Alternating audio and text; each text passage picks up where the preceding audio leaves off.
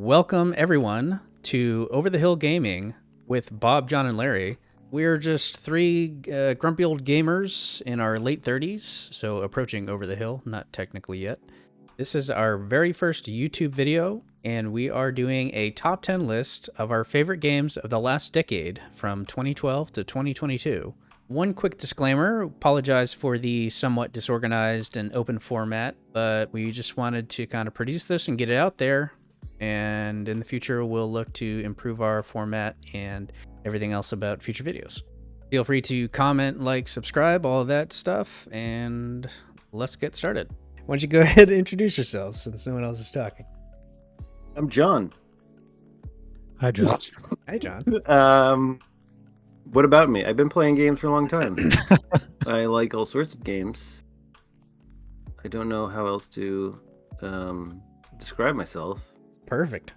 So let's carry it over to Larry. I am Larry. I also have been playing games for a long time. I have opinions on them. Yeah, so I guess a little backstory. We've known each other for like 30 years, and we've been, I would say it's fair to say we've all been gaming for 30 years. It's more like 35 years, probably. 36 for me, definitely. 30, it's going higher. Definitely one more than you guys. And that's kind of what we still game to this day. Oh, yeah. So we'll go over a couple of the other rules. The criteria we had for our list. Could put any type of game on there, single player, multiplayer, live service games, early access, etc. You can include expansions or DLC of a base game that released prior to that 10-year window, as long as the DLC itself came out within the window. And if you want to, you don't have to, but you can also combine, for example, a game and its sequel if they both came out within the 10 years and you kind of put them together sort of similarly, like, for example, Portal 1, Portal 2, if that qualified. You can split them up if you want, but you can also combine them. So those were kind of the ground rules. Oh, and also, so we did post these lists in our Discord to each other back in September, but we've had the opportunity to revise them recently. We had played something afterwards and wanted to swap anything out or had different feelings and wanted to edit our lists. And we also didn't have a ranked order at the time, but we've since included that. And so we haven't seen each other's lists, and we're going to kind of surprise each other. So without further ado, who wants to kick it off here? I'll do it. So we'll start off with number 10. John, go ahead. Doom 2016. Ooh. So the latest reinstallment of Doom. So not Doom Eternal, not the latest one, but Doom. Game was incredible. Amazing gameplay, incredible music. Felt like a badass, and it was a decent time. Like completion time was pretty good. It wasn't too long, wasn't too short. What's your ideal completion time? I think it depends on the game, right? But for this type of game, I think it was 12-ish hours. Don't write me down on that, but it was good. So Doom 2016, that was the first like Doom remake, right? Yeah. Yeah. So that was, I think Doom 3 was the one before it, which was not very good. Right. So this was them kind of re-kicking it off and Had good graphics. For getting back to their roots. Yeah, the engine was like insane too. Performance on the game was incredible. It is in my library. I plan to play it. I just have not gotten to Highly it. recommend to anybody. Did not know you already owned it. I did. Yeah, I actually. Well, I put like 2 hours into it, but then He owns all these games. He just has I'll put that as a disclaimer. I probably own every game that's going to be on everyone's list, and I just haven't played them all, except for Larry's. I won't have any of his games. No, you have a bunch of mine actually. I think you haven't played a lot of them. All right. So with that being said, Larry, how about you guys? I'm just gonna say I have not played a Doom game since Doom 1, so don't have much to add to that. Cool. All right. So why don't you go next on your number 10? All right, my number 10. This is a change from the original list. It's something I haven't played until recently. It is Tunic. Ooh. Okay. Nice. Really enjoying the game. Figuring stuff out. I don't want to spoil anything about the game for anybody who hasn't played it. But So you haven't even beaten it though, right? Correct? You're I haven't close. beaten it, but I'm near the end. I'm looking for secrets, so it could take me a while if I try to find them all. That's still pretty impressive for something you haven't even finished yet to be I mean, on I your feel top like 10. I feel like I have played the entire game. I just haven't like done the final like piece of it, if that makes sense. Yeah. I don't know. There might be more coming in the game, but I think I'm like basically at the end of the game. I'm just delaying it while I look around for stuff. What is it you kind of like the most? Is it the puzzles? Is it the I'd say it's exploration, or just kind of a combination? I mean, the puzzles kind of go together with the exploration, Mm-hmm. and I really don't want to be the guy to compare it to like Zelda and other games that I'm sure every single review did, but it did remind me a lot of like, say, the first Zelda on like NES. And I think that's a good thing. It's Yeah, like for sure. incredible game. So I definitely got the add that same to my vibe, list. and that's why I got the game. So, I also Yeah, have that, and but stop playing it. yeah, again, I probably put about 2 hours into it, and yeah.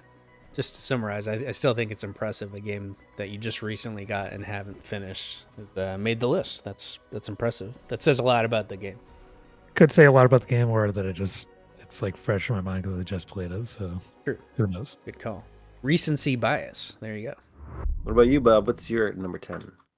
Okay, so my number 10 is so I think it's the only live service game I have, and it's Genshin Impact.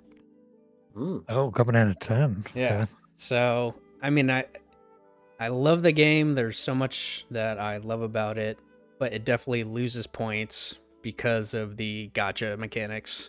The gameplay, I love the combat, the characters, the story, the visuals, the music, especially. It's just really well made. I thought I read somewhere that the annual budget for the game is like $100 million. Wow.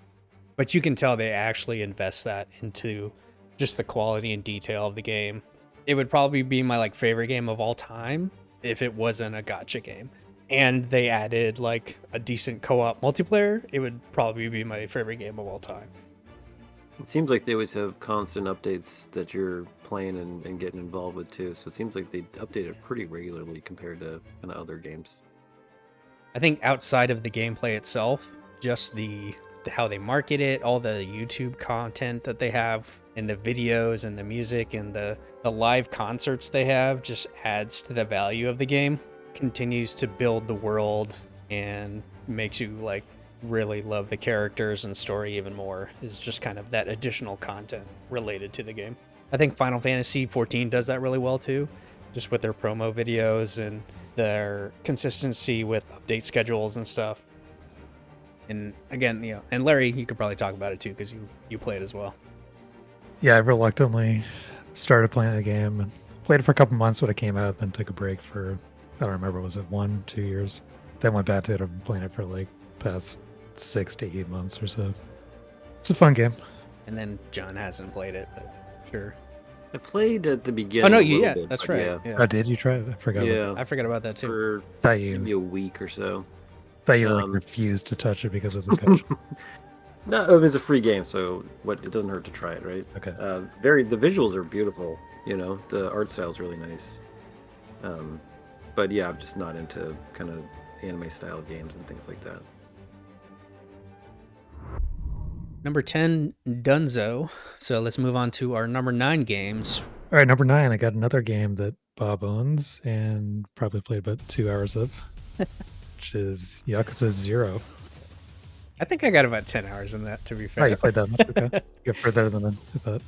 I haven't beaten this game either, but I did play it for about 80 hours. See, that's like a Larry trend right there. Like you'll I play. don't beat games. Yeah, so. you'll play a lot of a game, but you won't be like Witcher 3. Same, right? You still haven't. Yeah, I'll talk about Witcher. Spoiler Yeah, so alert. this is I played Yakuza 1 and 2 on the PS2. Played a tiny bit of 3, and then I played, let's say, in the 60 to 80 hour range of another of Ishin, which is coming out on what is it, PS4, PS5 or something in English soon. So I played a bunch of them, and 0 is my favorite one, I'd say. Just really like particularly to 0, unlike the others. I really like the story in this one. Although I haven't beaten the game, I have seen the end of the game, and I think the ending is really good. Like the sides, or what are they called? Sub stories. They're just kind of crazy and really random and all over the place. And then in the game, has a ton of mini games. It even has like Sega arcade games in it. There's a lot of stuff I like about the game. I didn't realize the game was that long. I don't know much about Yakuza. So if you just do the story, it's not that long. It's probably like 15, 20 hours. Mm. But it has a ton of like side content and completion and stuff. And I like checking out boxes and completing stuff. So that's why I haven't beaten the game. Yeah. There's like something like 80 or 100 side quest type things. And then 2 like giant mini games, one for each character. And I just want to like finish all those before I beat the game. So as Larry was alluding to, I do own it, and I have put some time into it. I do like it. That's not the reason I haven't like finished it. Just been distracted with other stuff. But yeah, definitely like the style of gameplay. I haven't played a game like that probably since like Shenmue. But yeah, it's like a way better Shenmue type game. And I just like, it's like silly, it's funny, you know, definitely like anime-esque storytelling in some ways. So yeah, I'm looking forward to playing more of it. All right, continuing on. John, go ahead. Number 9. Number 9 is a combo meal. So this is a original and a sequel. It's Hotline Miami 1 and 2. This is a kind of psycho killer puzzler sort of game. Super gory. The music is also incredible. Yeah, it's really out there. So it's one of the things I loved about it is messes with your mind and really enjoyable. It's really different than I think most games you might play. So that's why it made my list at number 9. And like the primary gameplay of that is it's like a shooter, right? It's kind of like a top-down shooter. Top-down, Yeah. kind of going into buildings. Twin stick shooter, right? So that's how you kind of, yeah, I guess probably, yeah. But there's a lot of strategy involved because you can't just like go in and like start shooting because like you'll just instantly die. So there's a lot of strategy around how to go into the buildings and kind of kill people and make your way through it, with also this insane story behind it. I assume the storytelling is kind of more dynamic.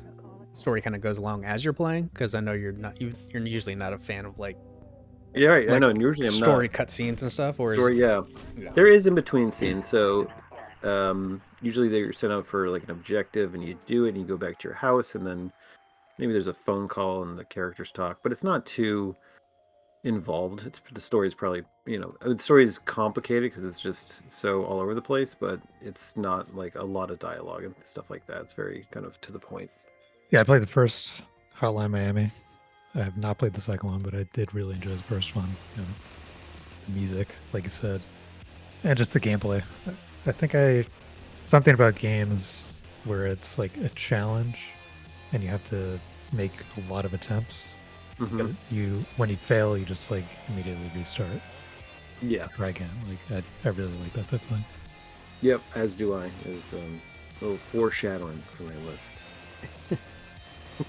And I don't know much about it. I don't think I actually ever heard of it until you made the list, and then I looked it up. So I might not have to check it out.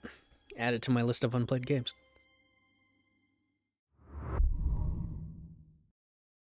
All right, so moving on. My number 9 is Life is Strange, the first one.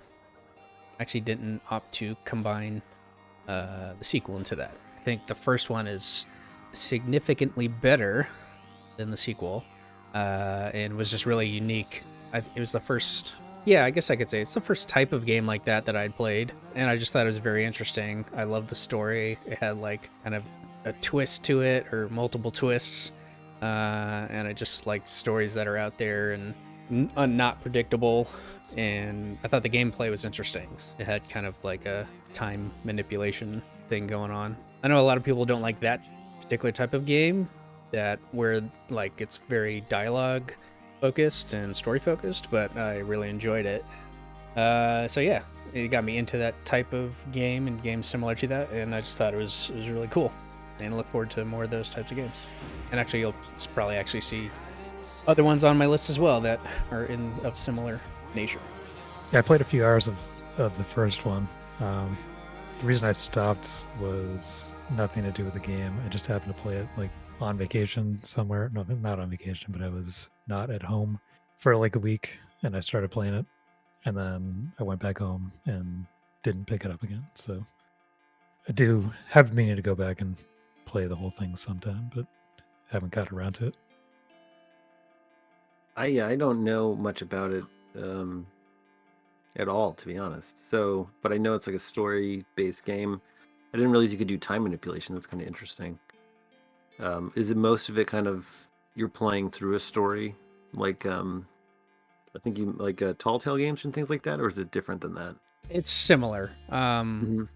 It's there's definitely more gameplay in control. I would say maybe not necessarily like gameplay, but more player control Mhm. in the Life is Strange series compared to like Telltale games. But it's similar in nature.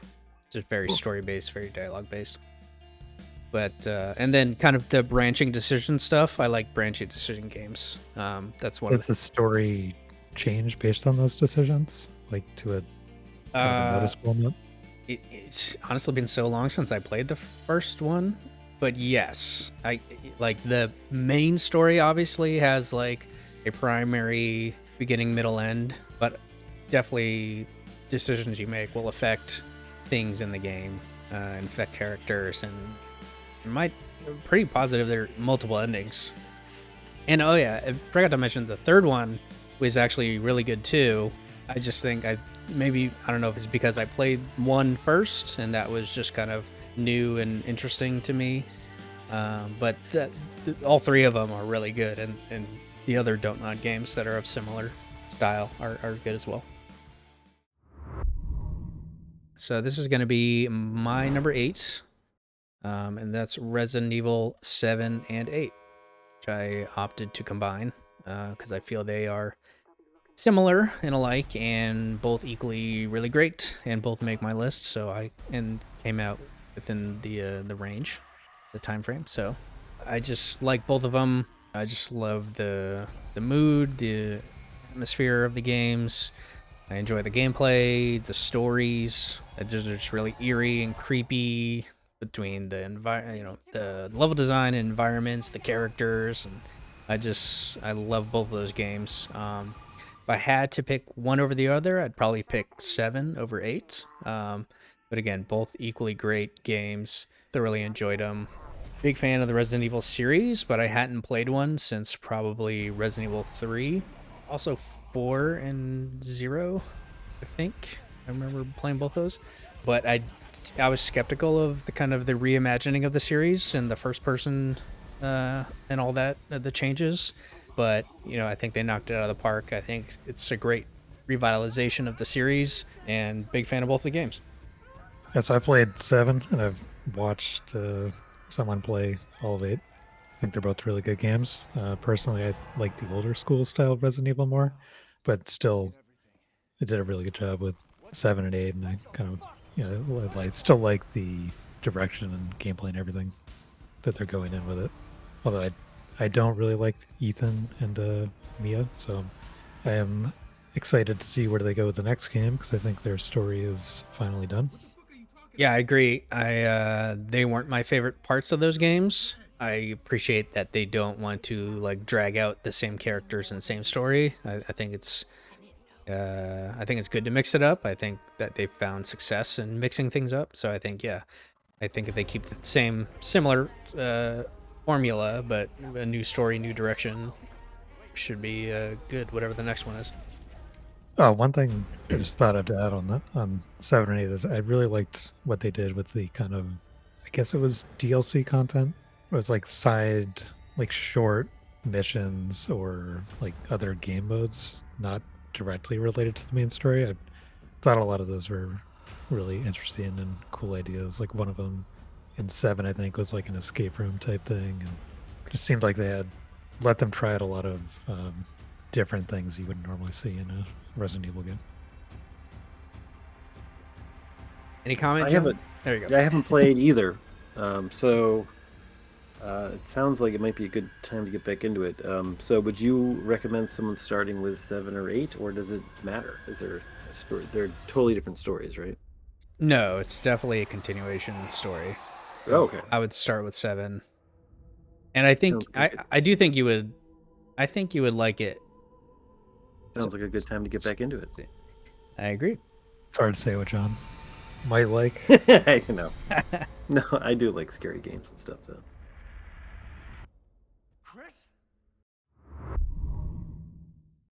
John, hit us up number 8. Number 8 is one of the big boys. God of War, PS4, 2018. I loved the first 3 God of Wars, and the fact that they could kind of reimagine that series and crush it was incredible. I am not a story person, and the story in this game is absolutely incredible. I love the combat. Any combat that's challenging, but if you get hurt, it's like totally your fault, and you can, try again and improve on. I love that type of stuff. Big example of that is the Valkyrie fights, which are amazing, and all culminate into the final Valkyrie fight, where it's everything you learned is in that final battle. I absolutely love this game. It's incredible. And you will note that I only include God of War and not God of War Ragnarok. I love God of War Ragnarok, but to me this game is amazing on its own. Ragnarok is a great game. I love it. It's everything I wanted in the sequel, but to me the original God of War here is just the pinnacle of it all. Yeah, I thought this one was going to be higher on your list. Yeah, so did I. And again, not only did you not include Ragnarok in the same ranking, but it's not even on your list at all. Correct? Ooh, it's not yet. Okay. Yeah, that's surprising. Yeah, both those surprising. The fact that Ragnarok isn't on the list and that God of War isn't higher. I thought it would be higher. Got a lot of great games ahead of me.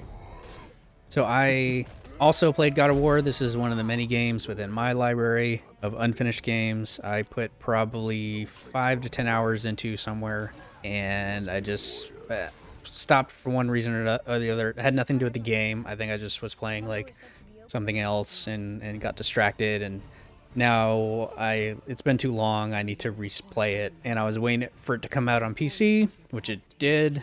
If it goes on sale at like 50% or less, then I'll probably pick it up, assuming I don't have other games. You don't have it on PC yet? I do not know. Well, for some reason, I thought you picked it up on PC too. Not yet. I did play first God of War 2018. I have not played Ragnarok, but I played the first God of War. I don't have PS4, so I played it on PS Now. For the most part, it was okay. I had a bit of trouble with the Valkyrie fights. I don't remember, but I don't think I was able to beat the last Valkyrie fight. It was just too much with the lag, but I got really close. But it was a good game. It was a lot of fun. Shows how much you like it, with the fact of that even with PS Now. Yeah, that's impressive. Larry, you're number 8. All right, my number 8. I kind of foreshadowed this when I was talking about Hotline Miami on John's list. But my number 8 is Spelunky.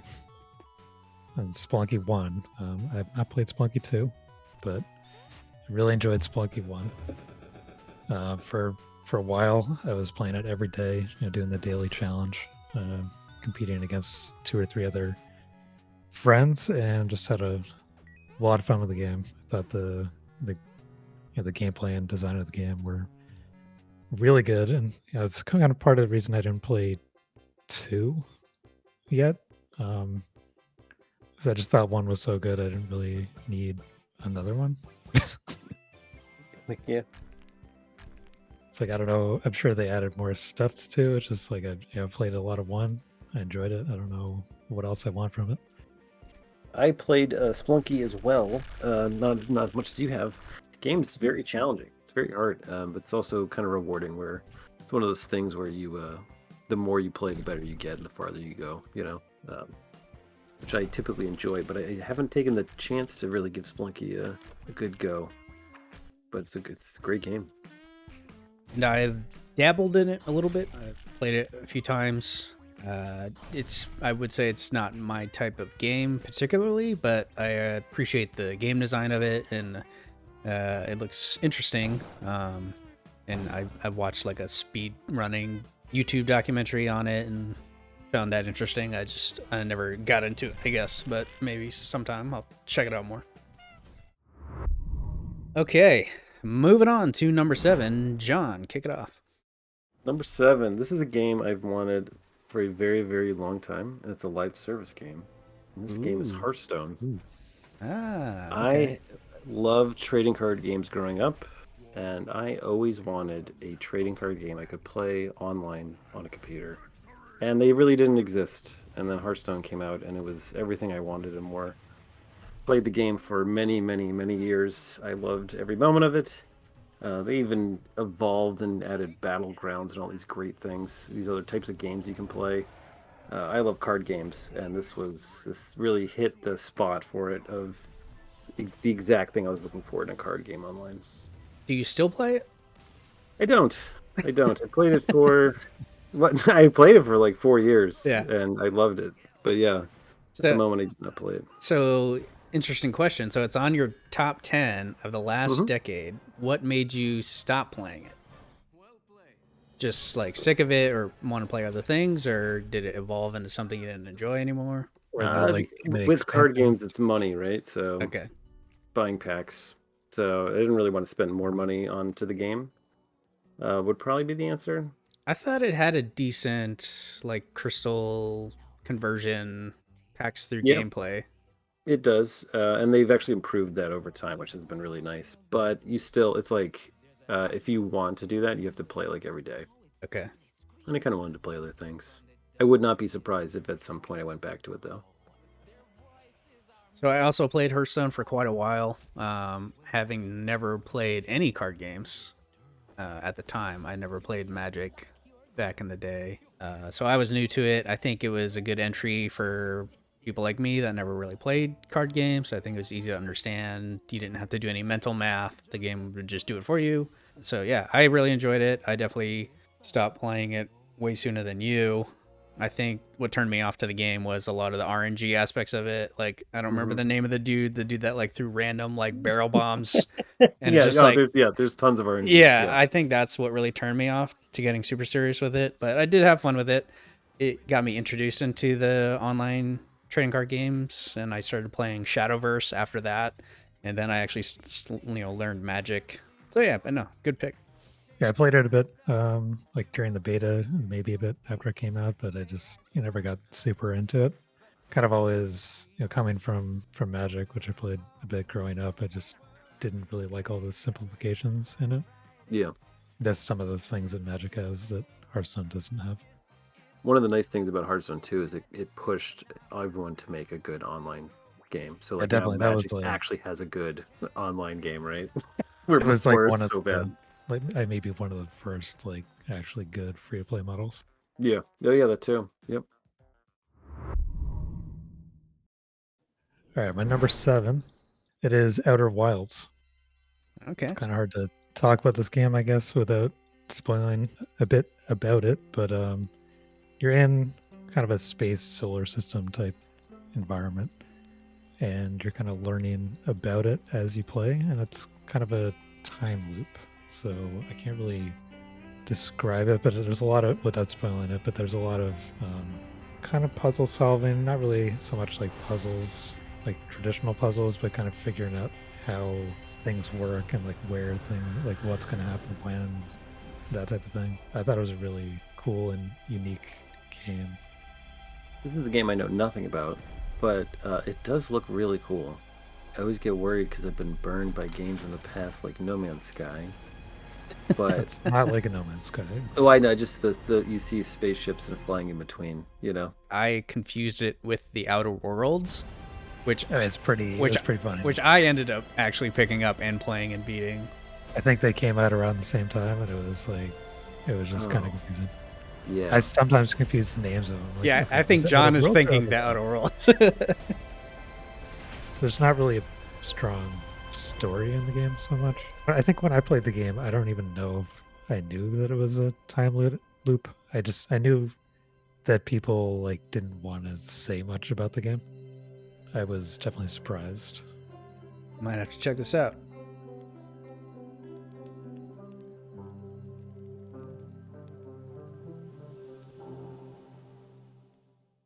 So wrapping up number 7 is my pick, The Last of Us Part 1 and 2. 1 and 2. Okay. 1 and 2. So Number 7. I opted to combine these because, again, I think they were close enough together and within the time frame and similar. Obviously, it's a continuation story. And I liked both of them a lot. I think they're both really high-quality games. If I were to pick one over the other, I would definitely say the first one is better for me. Just the story. Again, I think just in general, the first game in a series is always kind of more impactful because it's new and exciting and, kind of defines that game, or it could, even define that genre or whatever. But yeah, both great games, incredibly high quality. I think it's really an example of, the better end of the top tier AAA games, as gaming has evolved over the past few decades, kind of seeing a decline in the quality of quote unquote AAA games. Some come out just like completely garbage. You look at like Mass Effect, was it 4? 3, 4? Andromeda? Andromeda, yeah, Andromeda. Andromeda. Yeah, because Andromeda would be the real. Yeah. And just, some AAA games are just crap. And this is really like the top tier, high standard, just with the voice acting and the motion capture and the story and the gameplay.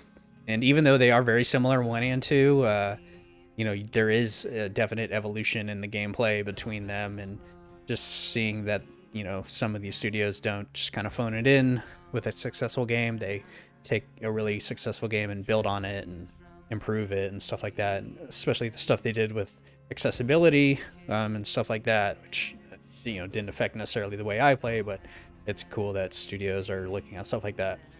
Obviously, there's a lot of controversy behind the second one, but, that didn't bother me as much as it clearly bothered some people. I think they're both great games, and I still think John would enjoy them, but he won't believe me. I love Naughty Dog, so I really should give them a try. I love the Uncharted series, and I'm sure they did an amazing job with Last of Us. I'm surprised it's number 7 for you, because I know how highly regarded they are to you. It's like God of War interested to see. I know, right? So I'm interested to see what's ahead of Last of Us, because I know you love that series so much. Yeah, I guess you might be surprised at what my top picks are. But yeah, and then of course actually, as we record this, the show is premiering on HBO, which I'm always skeptical of video game media, movies and TV shows, but I don't know, maybe you'll watch it, John, and get into it, and maybe that'll drive you to try the games. Yeah, Mando's the actor, so maybe I will watch it too. I played, I'd say about half of the first Last of Us. Didn't have the best experience though, for a couple of reasons. One, I was playing the PS3 version, also through PS Now, which didn't help. The lag with PS3 games in particular on PS Now is not good. So I got very frustrated, like redoing stealth sections and some of the combat, and did not enjoy that. And I went into it with really high expectations, having seen and heard a lot of people say it was like the best game that they've ever played. And I didn't really have that experience. I've also had played 3 Uncharted games before it, so I was kind of familiar with the whole Naughty Dog, like, I don't want to say formula, but like what their games are like. Yeah, so just to kind of go off John's comment on his surprise of my ranking, as good as they are, the fact that, I think you're right, Larry, there is sort of a Naughty Dog formula, even though it's like a formula of like high quality and polish. I guess it doesn't feel as innovative and exciting. I don't know if that's, again, great story, great gameplay, but it's I guess it just doesn't impact me as much as some of the other titles. I would very much agree with that, especially Naughty Dog's games have been so popular. There's so many other studios like trying to mimic what they've done in terms of like story and gameplay and structure, and I feel like I've played that same game so many times. I'm just kind of sick of it. Yeah. For any of the negatives I have, I still really love the games. I really like the first one, and I do plan to play the remastered part 1. All right, so on to number 6 then. John, why don't you start us off? Ooh, this is a sneaky one that just keeps kind of coming up the list and rising a little bit and surprises me every time I play it. And the more I think about it, the more I like it. Hades. Oh. Yeah. Yeah.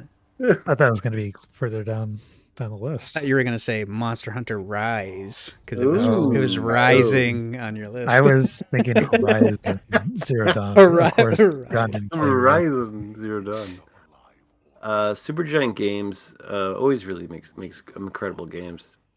And I feel like this is probably the best game they've done so far. The world is just so fun to be in and play in. You actually care about the characters, which for me is very rare, and you want to know more about them. So the people in town, you just love talking to each time they have a little chat bubble, just to see what's going on with their thing, giving them presents and learning more. But also the gods in the actual dungeons, right? It's like I grew fond of certain gods, and I wanted their powers to talk to them more and more. And then the story is really clever for a roguelike of why you're going up this place and what you're seeking and why you keep doing it over and over again. I thought that was a really clever way to do, which I won't spoil. Yeah, but Hades is a really fun game. I do have some complaints about it, but for the most part, it's really fun and really addicting to play. So this is one that I also played. Actually played before you and recommended it to you. One of the rare good recommendations. Okay. No, but yeah, I actually played it and beat it and recommended it to you because this was actually my first real roguelike that I enjoyed and played through. And obviously knowing that you're a fan of roguelikes, recommended it to you, and then you finally tried it. So yeah, also giant fan. It is not on my list. Really liked it. Big fan of Roman/Greek mythology, and definitely quality game. And yeah, big fan. I look forward to playing the sequel. Yeah, me too. I have not played it for two reasons that probably shouldn't stop me from playing it, but I think it's a cool art style.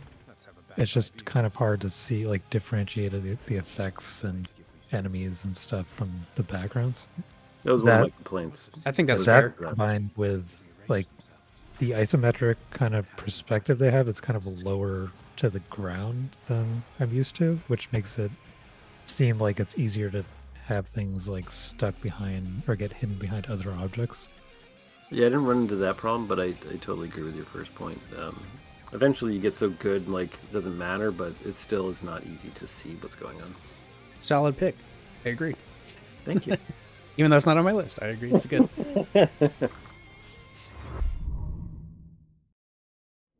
The number 6 slot for me, this is going to be Telltale Games, The Walking Dead series, which I think I'm the only one that's played these. I played the first one. Were there more than Season 1? Yeah, there's man, I can't even remember now. Is there 3 total seasons? Looks like there are at least 3. There's 1, 2, and the final season. Yeah, right. But yeah, I loved. So I'm including all of them, the whole full series. Big fan of the Telltale games, and I think The Walking Dead was easily my favorite. If I had to pick, the first season is, I think, the best. I love Lee's story. I loved him as a character, and almost like a Last of Us Part 1 relationship between him and Clementine.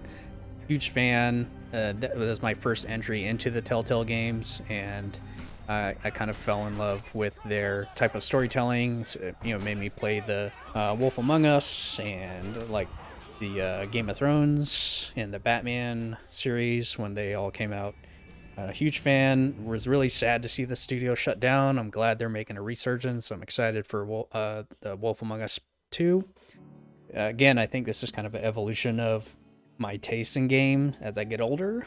I kind of prefer really interesting stories, sometimes over kind of gameplay, game mechanics. So, a lot of people don't like those types of games because there's not really a lot of gameplay. It's almost like an interactive story, but I'm a big fan. So that's why it's my number 6. Yeah, I enjoyed it when I played it, and I do enjoy more story-based games that don't have a lot of gameplay. Like, I don't know if it's weird to say, but when I want story, I just want story, and when I want gameplay, I want gameplay. I don't. It's hard to mix them together and get both and enjoy both at the same time, I'd say. I think that's a fair point. Yeah, I think Yeah. it's hard to strike that balance. And then I'm on the opposite end. I pretty much hate story and I love gameplay. So it's but I'm glad to see that you like the game and you like the series and that the studio's coming back to make more. Because I'm sure you'll love them. I'm hoping. Yeah. All right, moving on. This is going to be number 6. This is going to be Larry. Go ahead. All right, my number 6 is a game we've already talked about. Maybe the first repeat here is God of War. Nice. Ooh. I don't know what else to say about it. I played it on PS Now, and despite that, I still really enjoyed it. Thought the story was great. I liked just kind of running around trying to find everything, like all the collectible stuff or secret stuff.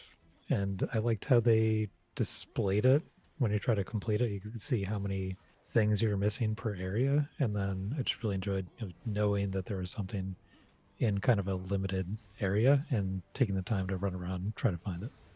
Yeah, I liked how, and even in the puzzles, they would kind of like tease it to you, be like, "Hey, there's a chest up there," and then it was really up to you to kind of figure out how to get up there and what you needed to do. Do you think, and I haven't played Ragnarok, and I've seen a lot of complaints about this, but do you think that they went further with those hints in Ragnarok?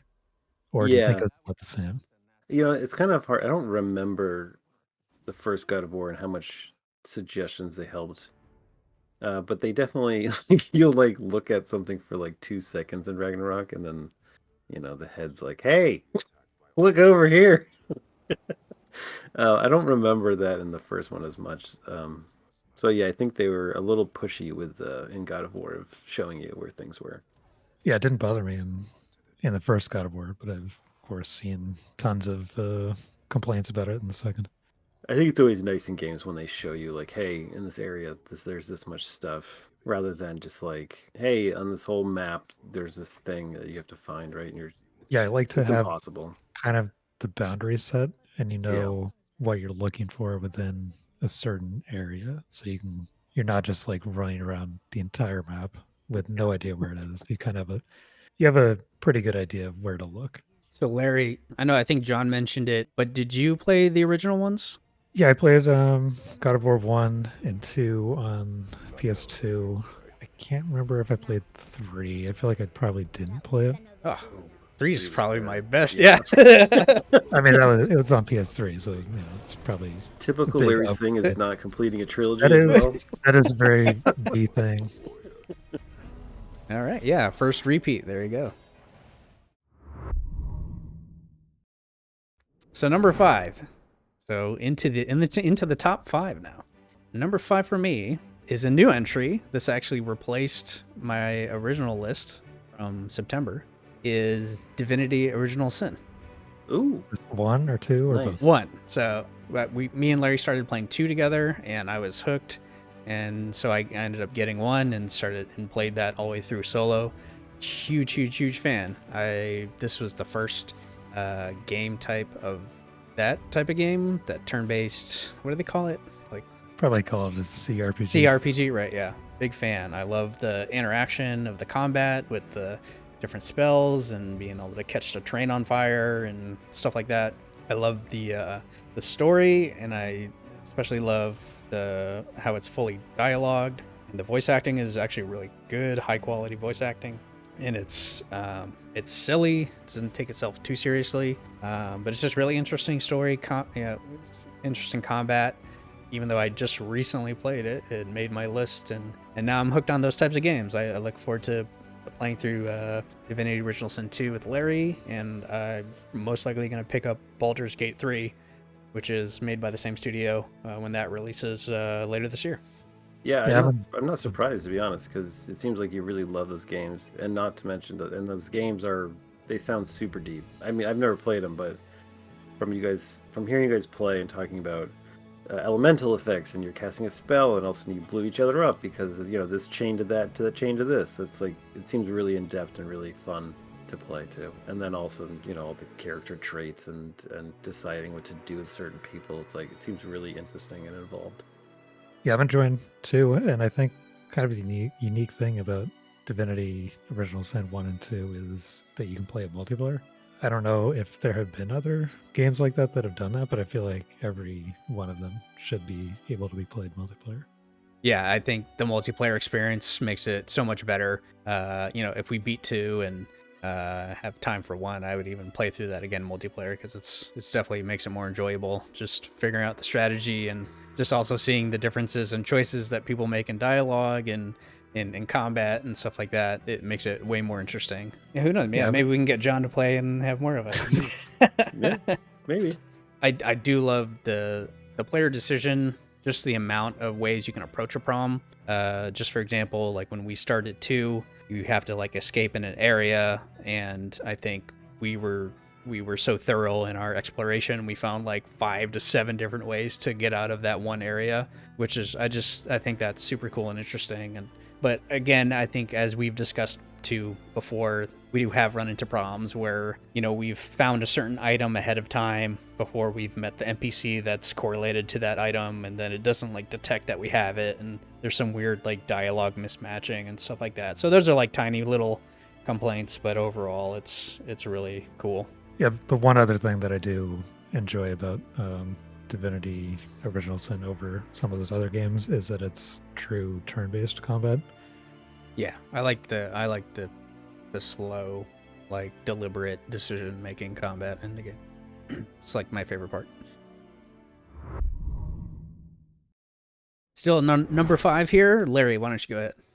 All right, this is a big one. I'm pretty sure it's going to be on someone else's list here. It is Witcher 3.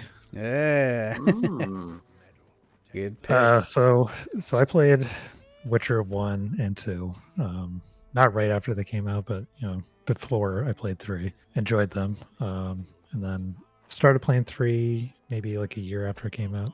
Played it for like 50 hours, got I'd say about a third of the way through the game. Enjoyed it, and then kind of just as I do, I will play a game a ton for like a week or 2 and then move on to something else. Didn't go back to it for a while. I finally went back like a year ago, started over because it had been so long. So played another 50 hours or so of it, but got further than I did the first time. But I do intend to finish the game at some point. But I still think if I had to choose like my favorite open world RPG, I would probably choose Witcher 3. I have not played it. I've only heard good things. And I've seen the TV show, which I enjoy.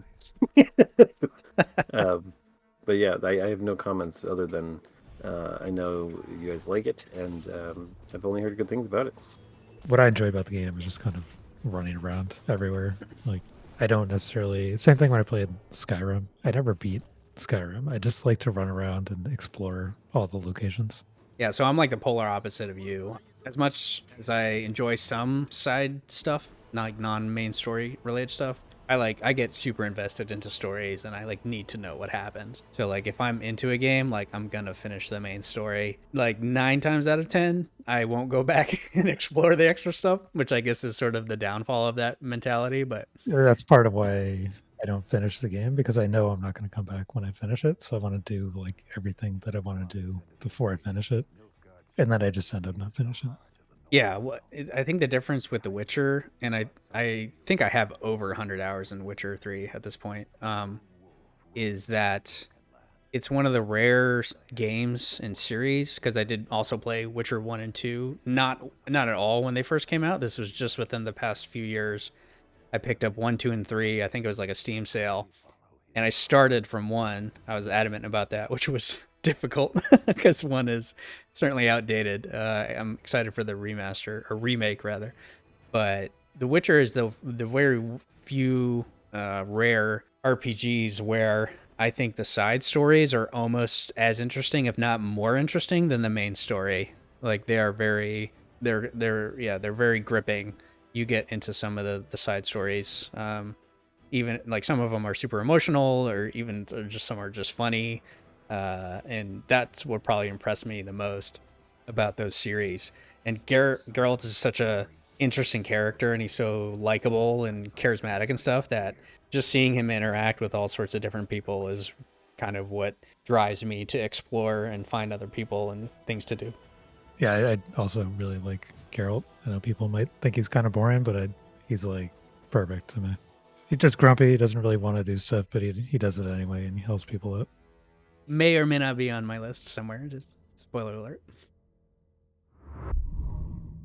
All right, and to wrap up the number 5 slots, on to John. Number 5 is for me is Stardew Valley. Ooh.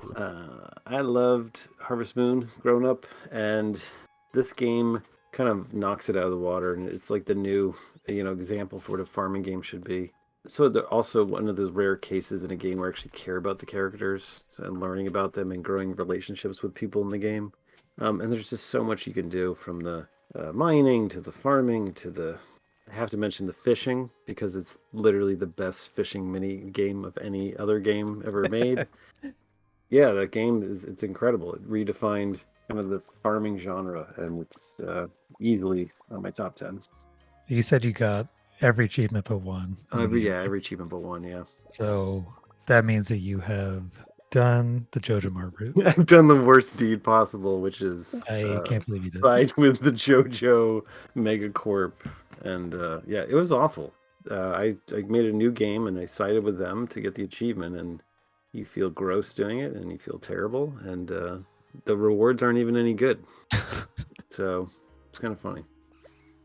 So I have not played Stardew Valley. Not big into those types of games, but definitely appreciate its game design and the development of it and stuff like that. Larry, because you played it too, right? So I did play it. Did we do all the 5s? This is the last one. On to number 4. My number 4 is Stardew Valley. Okay. The floor is yours. Yeah, I really enjoyed this game. I played it a bunch when it came out. Forget how much I played. Probably not more than like a year. But then I waited till co-op came out, and I played it again with Leslie, and that was a ton of fun. Just starting over and doing everything, and working together to build a farm. And I would do it again, but I think Bob refused to play with 3 of us. I know, right? That's the best part about the game is it's so easy to restart a game. It's not even a big deal. It's fun just doing all this stuff over again. The one thing I don't think I'll do is a Jojo route. No, I'd never do it. Never do it. If you want a game that you can just like play nonstop, then go with Stardew Valley. Like I'm gonna do one more day, and you just play it for hours. Yeah, I mean, again, I had never really tried that type of game or gotten into one, so if I were to try one, I'd probably want to try like known as the best one. So also has a great soundtrack. Is it better than Elden Ring's soundtrack, John? Yes. Anything is better than Elden Ring's soundtrack. And there we go, our YouTube comments. So we are on number 4, and we're going to go with John. Number 4 is Zelda Breath of the Wild. Oh. Yep. Okay. I love this game. Going into it, I was like not excited for it at all. And then once I started playing it, I absolutely loved it. I love games that show and don't tell. It reminded me a lot of Shadow of the Colossus. And the creativity you could do in the game just blew me away. I was doing things, I'm like, there's no way you're supposed to be doing this. And then, of course, at the top of the mountain or, across the lake, you get to the thing, and they totally intended you to do that stuff. I'm adding this to the list of quotes from John that sound like he's talking about Elden Ring. True, but not true. I'm curious. Have you? John do you wouldn't like know. any other open world games or just Breath of the Wild? Rage. Loved Rage. I did not love Rage. Mega textures from John Carmack. I couldn't think of any off the top of my head. I just thought I don't want to say funny. I mean, it's a great game. I just think it's maybe saying something that's the one open world game you seem to like, and you don't like any others. Yeah, no, I can't think of any other, to be honest. I did dabble in Red Dead Redemption That was kind of interesting. Yeah, I think there's really not too many, to be honest. Personally, it's not my favorite Zelda game. I don't know off the top of my head what my favorite Zelda game is, but I felt like it was missing some things that make a Zelda game Zelda. I enjoyed it. I beat it. Had a good time with it. I just didn't really feel like I was playing a Zelda game. I mean, it didn't have a lot of the, with the whole weapon system, didn't have a lot of the old weapons and items and everything that you had in a traditional Zelda game, and then they only had like it's like 30-minute dungeons, like 3 or 4 of them. Yeah. I guess the final dungeon, but Yeah, the last one was basically like a real dungeon. The other ones were like, again, more open world-y type stuff. yeah, the last one was huge, but the other ones were like disappointingly small to me, and there were only maybe 4 of them, I think, in the game. Mm-hmm. Thought it was neat though that they went in a new direction. Yeah, definitely. But I do know what you mean. Where who doesn't love a Zelda dungeon? I think those are valid criticisms. So I'll jump in because I also played this one a little bit. I played it back on the Wii U. Yeah, that's actually how I played it. I also played on Wii U. Based off of my limited time in it, though, I think I share the same kind of opinions as Larry.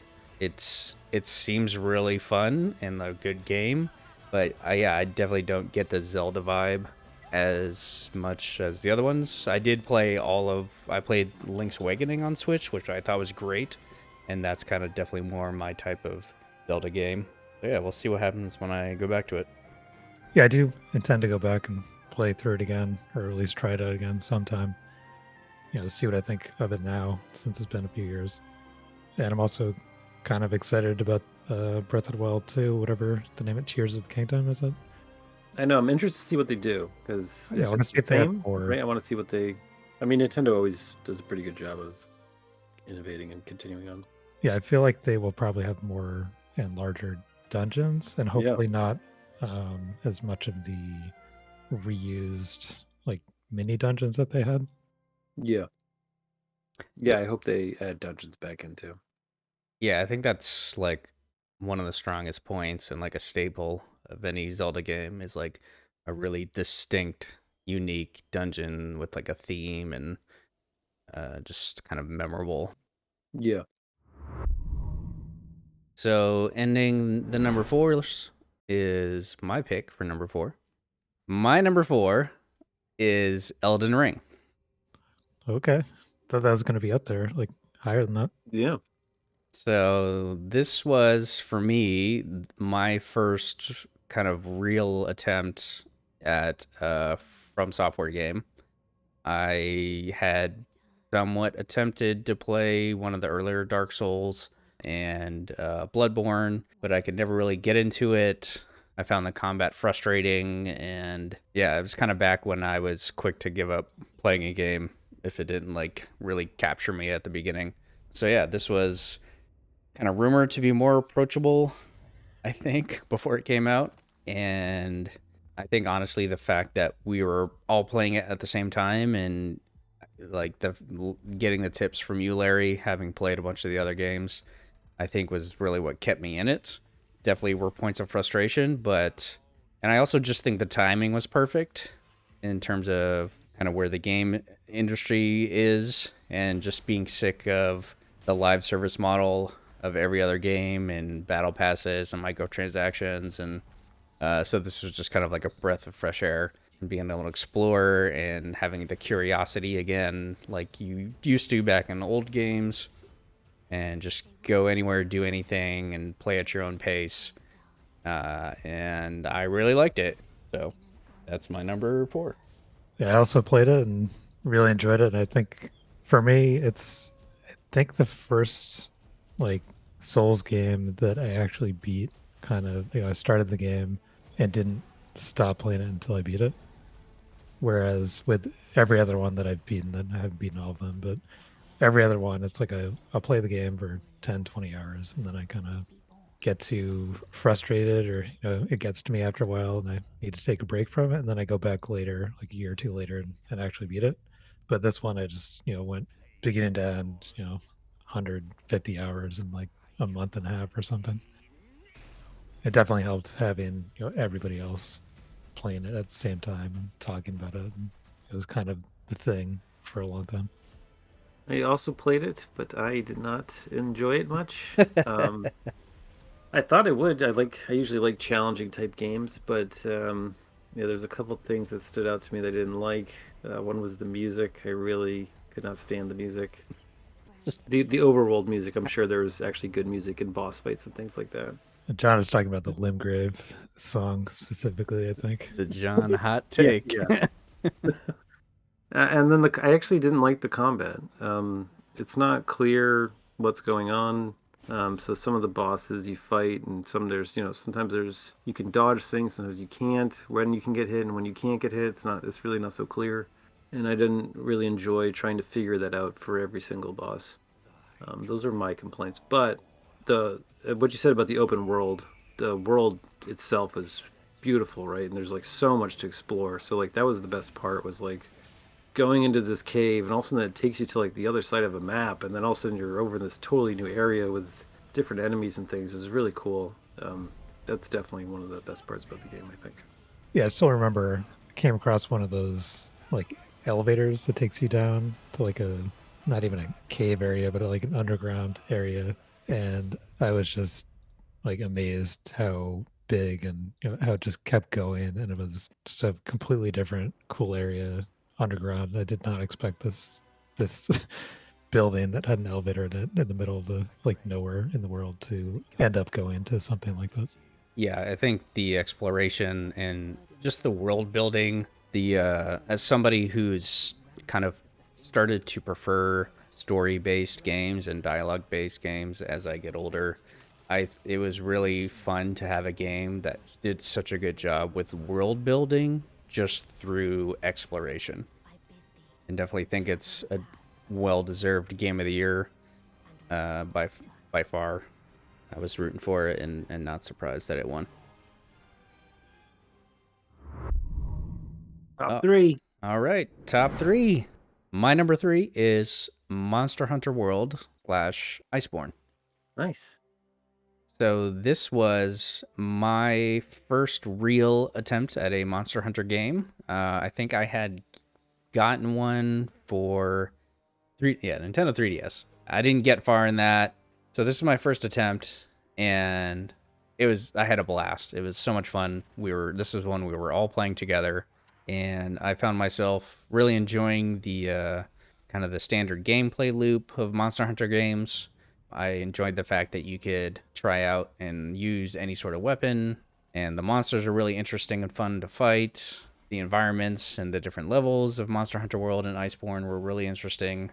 It's probably like my favorite type of combat system out of any game. I kind of wish, I think I've said this to these guys before, but I wish someone would make like an MMO with that style of combat, because I think I appreciate that there's such a high skill ceiling, but it's semi-approachable for new players. So it took me a while to definitely learn the Monster Hunter type combat, and you definitely feel yourself getting better at it. So I just love that wide range of like skill. And I also appreciate the kind of the monster mechanics and how you're actually watching the monsters that you're fighting for cues and hints on what they're going to do next, and either block attacks, dodge attacks, or counterattack. And it was so much fun to play. And yeah, so that's why it's my number three. Yeah, we all played this together. This was my first Monster Hunter as well. One thing I want to add, this game or Iceborne, I guess it was, probably has one of my favorite fights, maybe of all time, which was Velkhana. I love that fight. It was so good. And I couldn't agree more. The only thing I would say is I don't think it's easy to get into, but I do agree with the whole skill cap thing. That's one of the best parts, is you improve and get better at. I think the combat's pretty hard in the beginning, a little rough. Took me a while to find a weapon that like felt good for me, and but yeah, it's a great game. Yeah, I think the same was true for me. In my first Monster Hunter game, that I tried out a whole bunch of weapons, and it took me a long time to really find one that I liked. But I do love how each weapon is so different from the others, and you can, if you're getting a little bored with the game or something, you need want to try something new, just change up your weapon, and it's like going back to stage one, and you can put dozens of hours into. I don't even want to say mastering the weapon, but getting good at the weapon. The way they design the monsters too, with like just like the body parts, so like you can attack a leg to break the leg, and that makes them like run slower, knock off a tail, so then they can't do their poison attack move. It's really amazing how well they design these monsters and the ability to kind of break them. Yeah, it's yeah, I agree with what Larry just said about each weapon feeling unique. The weightiness of the weapon you have will differ if you have a great sword versus, a sword and shield, Or if you play like or an lance or archer. a gun lance. So I'm kind of a lance man. So it's funny that lances and gun lances, they can't roll. They do a hop, and you can chain 3 hops in a row, and that's kind of how you how you get around and avoid things, and feels a lot different. Yeah, it's just really different and unique, and it mixes it up. And again, it's not there's not like a class system that you're stuck with. You can just switch to whatever weapon at any point. Just that flexibility I really appreciate. I look forward to seeing the next entry. I also appreciate that there are other entries into the genre. The name of the game is eluding me now. Oh, Wild Hearts is the name, because I think it's a good formula, and look forward to seeing more. Velkhana.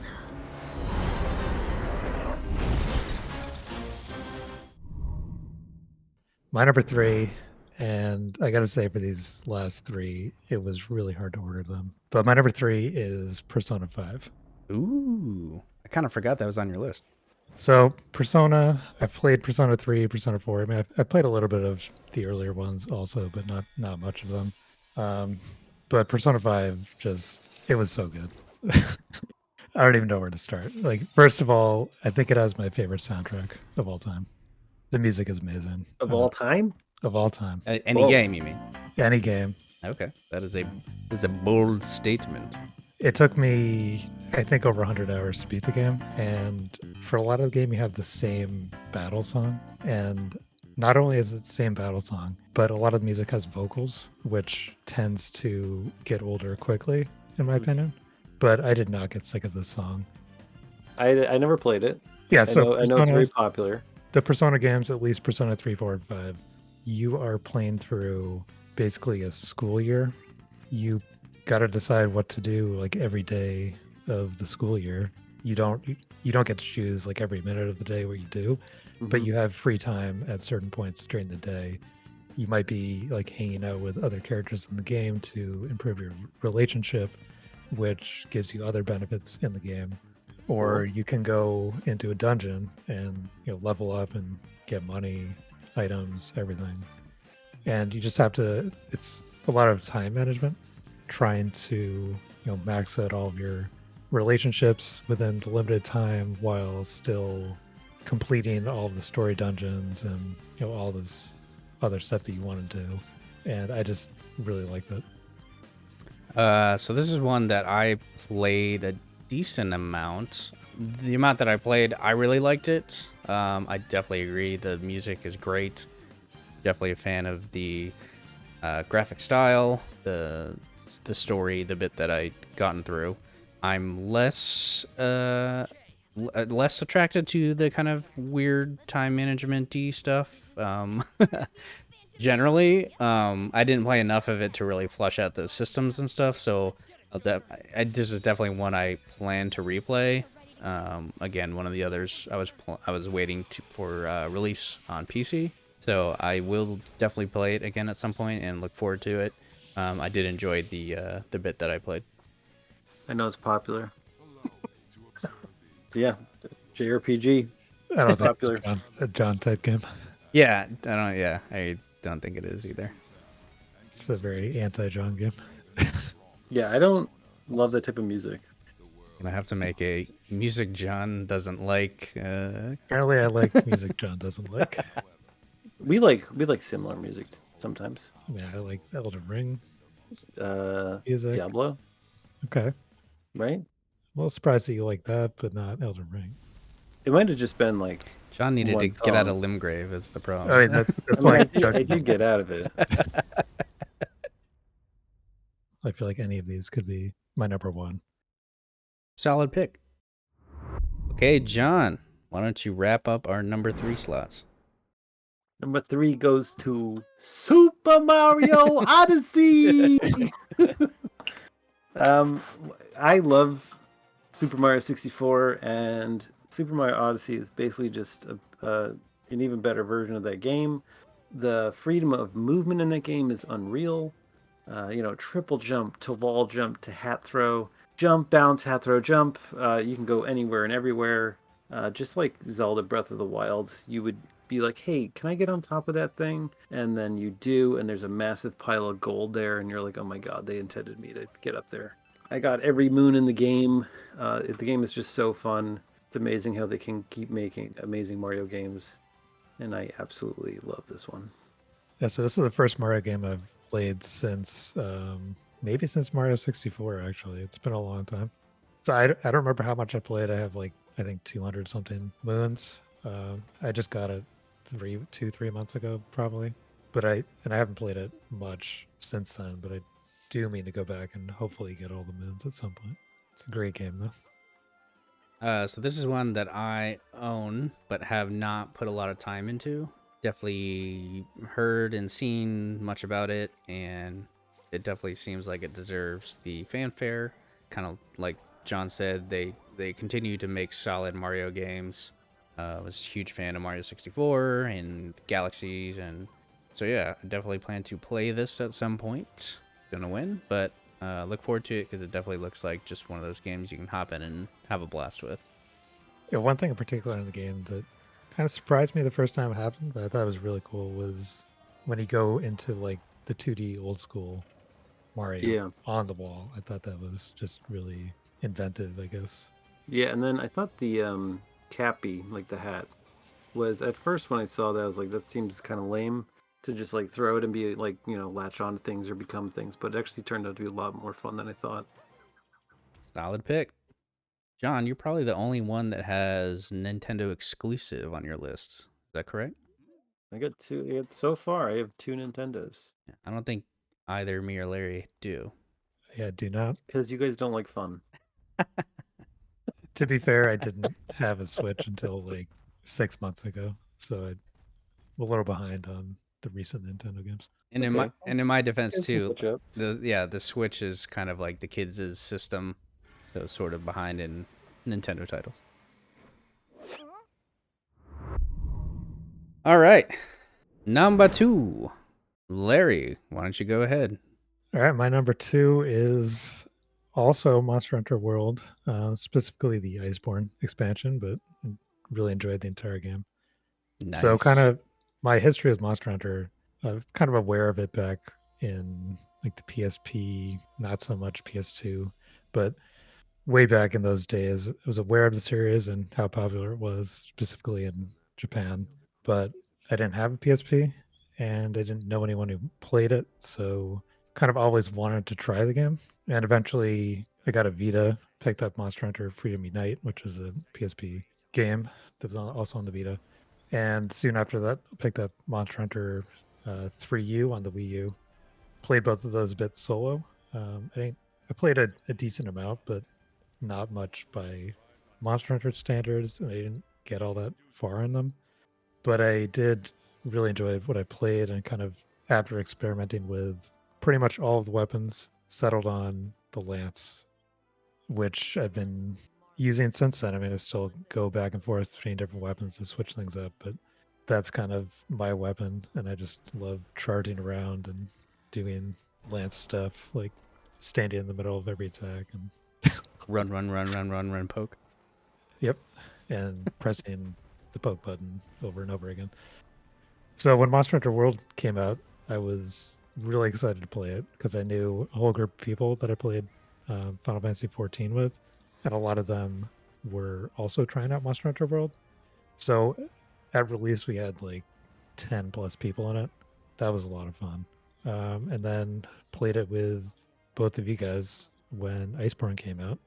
The first time, it's just so much, like, seeing every new monster is so cool and interesting. Like, I have such good memories of like you said, Iceborne specifically, Rajang, right, the monkey, which is totally different than any type of other monster you fight, and he just comes out and just wrecks your day and goes Super Saiyan, and just so many good memories, and like you just want to get to the next level to see what the next kind of monster is that you never fought before.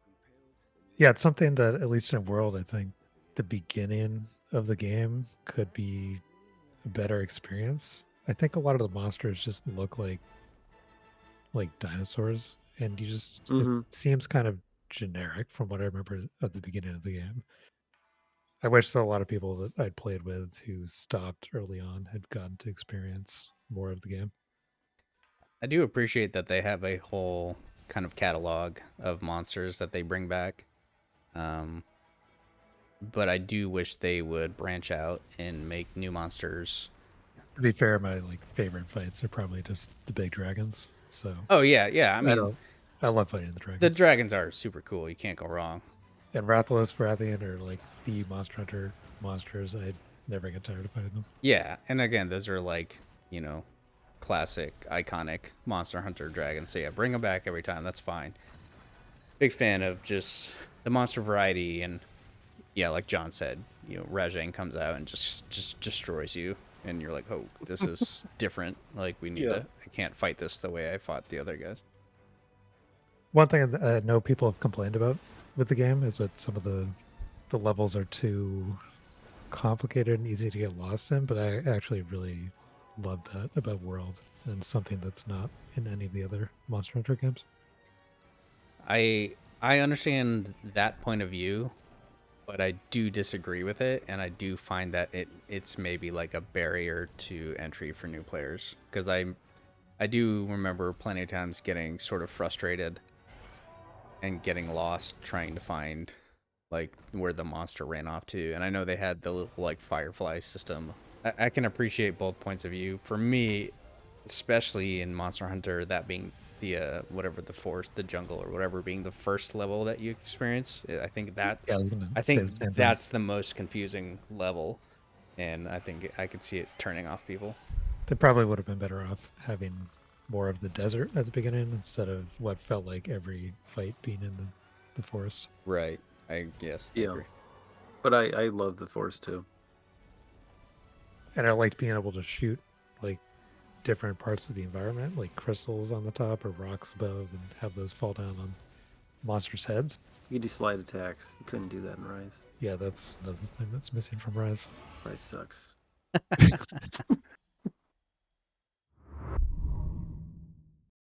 All right, number 2, John, go ahead.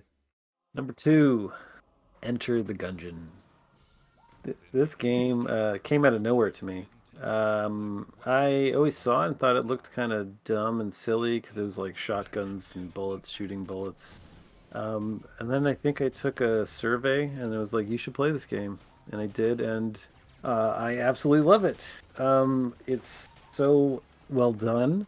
Anytime you die, it's 1,000% your fault. The bullets and things are so clearly shown. You can dodge everything. It's really up to you and your skill. And when you start playing, you suck and you can't even get to the first boss.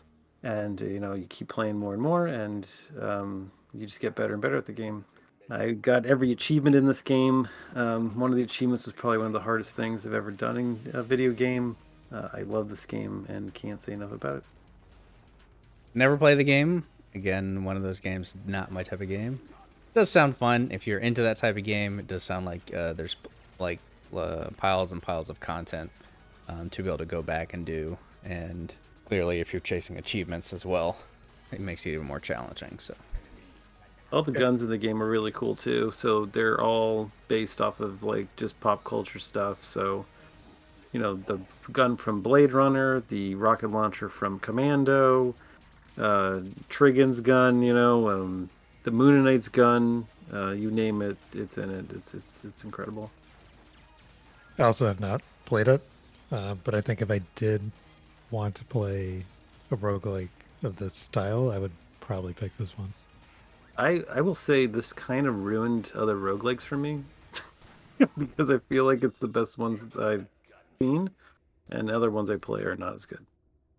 That's my number 2.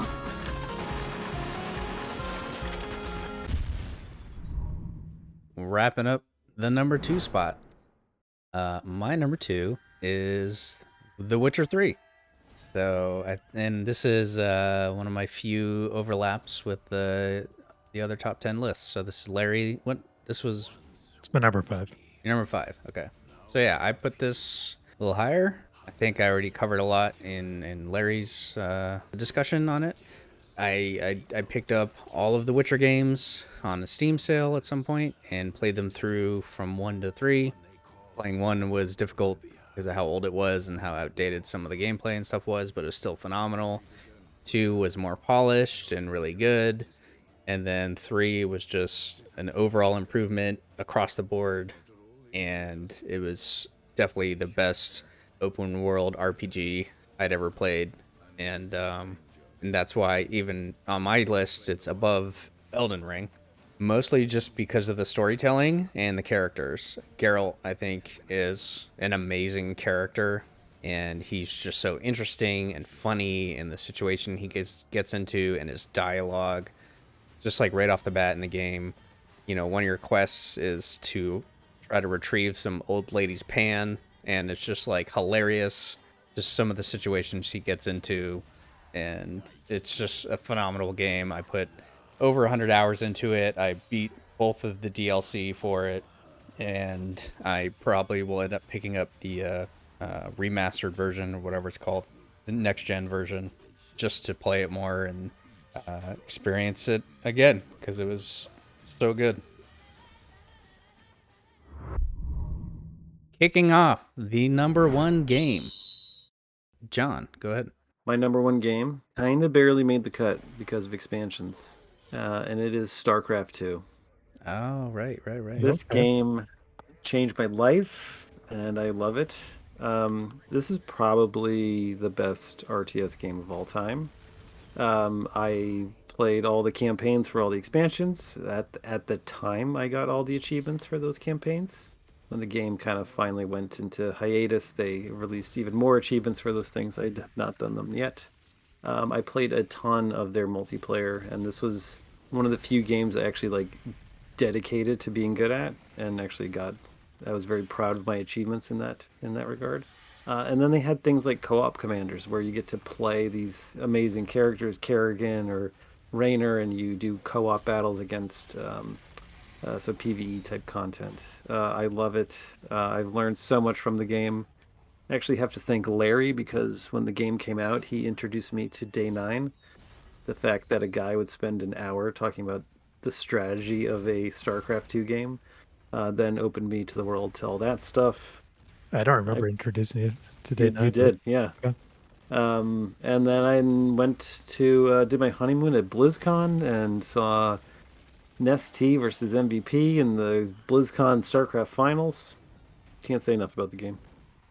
Was it the last expansion that met the cutoff for the? Actually, so there was 2 expansions. Heart of the Swarm is the second one, and Legacy of the Void was the third, and they both qualify. Okay. Would you say you enjoyed the single player aspect of the game more, or the multiplayer? Which would you rank? That's hard, yeah. I probably would say the single player. I like the single player stuff more. The multiplayer stuff is great, and it's really amazing RTS, but it's really stressful and challenging. So, Yeah, I did play StarCraft 2 when it came out. I didn't play any of the expansions that I can remember, but I played through the campaign, enjoyed it. I've never really been much of a fan of PvP in RTS games. dude, we played StarCraft in middle school. We did. It's just something about RTS. It's too stressful for me, and you have to be on. It is playing very and stressful. looking at everything at once, and I'd rather play a turn-based thing where I can kind of take my time to look around and think about what I want to do instead of just moving as fast as possible.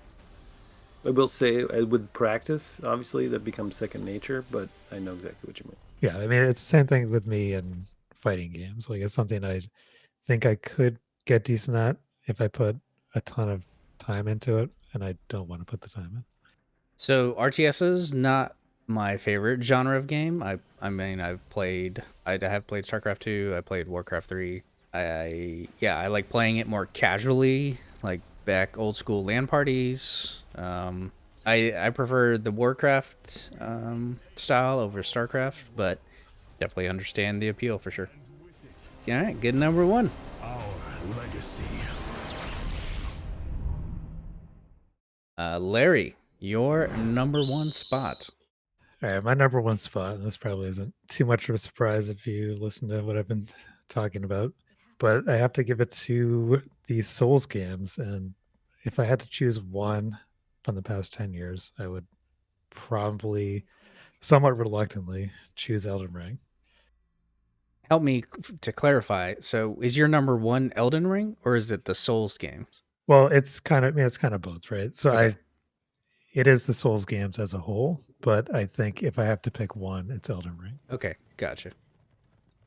And of those games, it's Elden Ring, Dark Souls 3, and Bloodborne are the three that I would single out. I mean, it's basically just saying not Dark Souls 2, but as far as the Souls games go, I've been playing them from the beginning. I've beaten most, but not all of them. Of the games that came out in the past 10 years, I really enjoyed Dark Souls 3. Have not beaten Bloodborne. As much as I enjoyed those, I don't think anything was kind of on the level that Elden Ring was, the scale of that game. And I say this a lot, but I feel like that game should never have been released if it was up to publishers, because they put so much work into that and they put so much content into the game. To release the game, not have any day one DLC, or as of now, I think even any DLC, and then be a game that you could easily spend 1 to 200 hours playing to see everything in it is just crazy. I agree. Good pick. Yeah, I John don't have anything silent. more to add. I mean, I kind of said what I said. I think it is a pretty amazing game, and like I agree what you said. The game's so massive; it's kind of amazing it was made, and I can see why people like it. Do you think you'll ever revisit it and try again? No, there's like a tiny part of me that would say yes, but the real answer is no. What if they put an easy mode? Would you play it again? No, absolutely not. In easy mode, Yeah. what do I look like? So one thing I've been wanting to ask is, would the two of you, and I'm sure Bob would, but would you, John, play with the three of us together in seamless co-op mode? Just running around destroying stuff. I mean, I already own the game, so probably, but I wouldn't like it.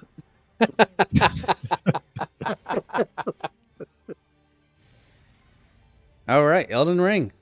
It's on 2 lists, 1 game of the year for a reason. So the final number 1 spot, my number 1 is Little Nightmares 1 and 2. Yeah, I'm surprised he put it up that high. They're just really unique experiences. The world building is so clever. Again, coming from someone who loves story and dialogue, the story is almost entirely just through the scenery and the world building. It's just a really unique experience. It's one of the rare cases, I think, where the first one is phenomenal, and then the second one not only meets expectations, but exceeds it and builds on the first one. It's, I don't know, I'm a big fan of kind of creepy, weird atmosphere and design, and this was like the perfect game. It's not complicated. It's fairly simple. I'm a fan of other games like it, like Limbo. I'm a huge fan. It was these were games that when I started playing, I could not stop playing until I was done.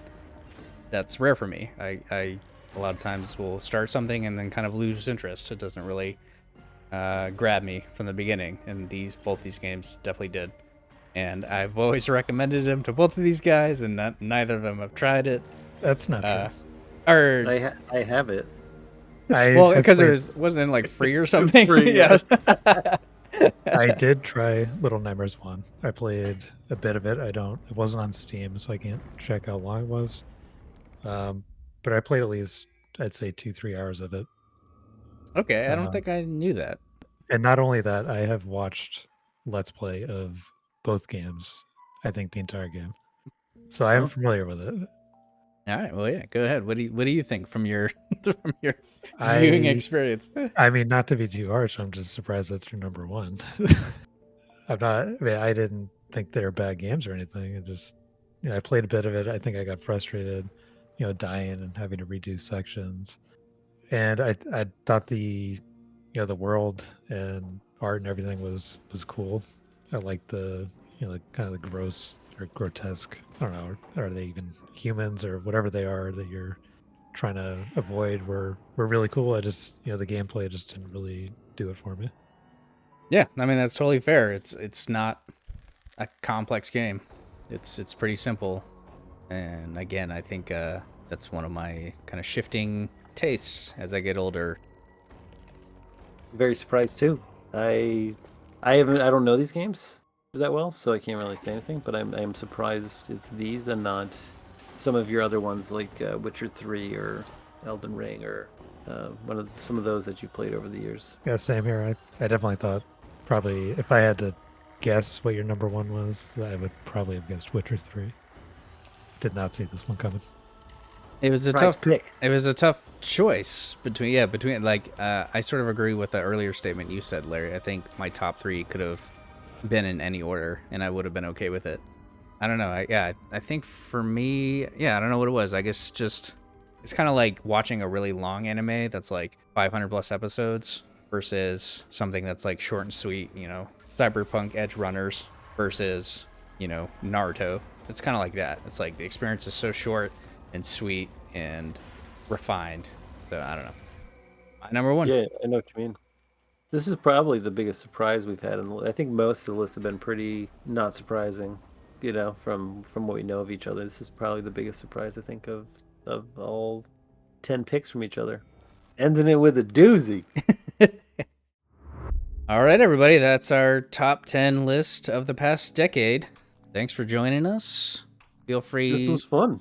Yeah, this was See fun. you in 2033. Yeah, in 10 years. If you made it through, this will probably be an hour and a half video by the time it's edited. Kudos to you. Thanks for stopping by. Feel free to leave a comment. Agree, disagree. I'm sure a bunch of people will disagree with my number one. I'm sure a lot of people will disagree with John's taste in video game music. So yeah, we'll see what happens. Yeah, thanks for watching, and maybe leave your top Hit that 10 or subscribe button. Smash it. top one in the comments. Smash the button. Yeah, feel free to leave your top 10 lists in the comments. Smash the button.